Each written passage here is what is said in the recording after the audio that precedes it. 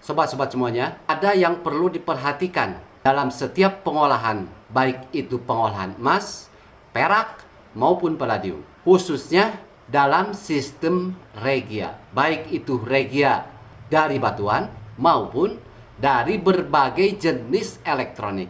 Apa itu? Silakan simak. Oke sobat-sobat semuanya, saya akan meregia endapan dari prosesor keramik itu ya. Dari prosesor keramik tuh sobat-sobat semuanya. Dan ini akan saya regia secara terpisah nih dengan yang lainnya. Dan saya udah buatkan cairan regianya ya. Jadi totalnya 160 ml. Yaitu 40 ml asam nitrat dan 120 ml HCl.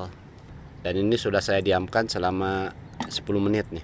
Perlu dipahami sobat-sobat semuanya, dalam melakukan ataupun dalam menggunakan cairan kimia perlu didasari dengan keamanan seperti sarung tangan dan masker ya.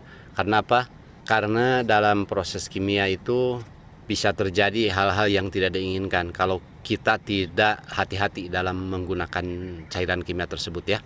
Makanya tetap dalam proses penggunaan cairan kimia, baik itu mau meregia maupun cukim, harus tetap menggunakan keamanan pekerjaan, yaitu memakai sarung tangan dan masker.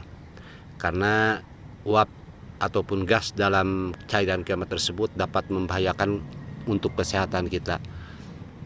Dan ini perlu dipahami oleh para semua pengolah, baik itu pengolah emas, perak, palladium pada umumnya ya.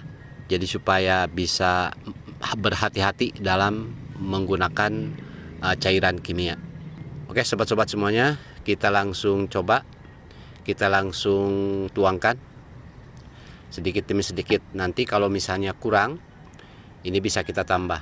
Jadi untuk sementara saya buatkan 160 semua.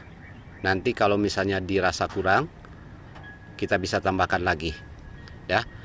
Dan kalau misalnya nanti sudah tidak berproses, maksudnya sedikit reaksinya setelah dituangkan ini cairan regia, kita langsung bisa panaskan.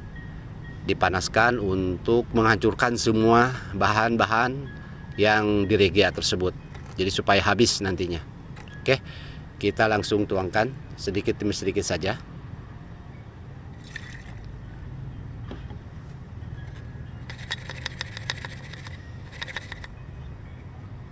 Harus pakai masker nih sobat-sobat ya.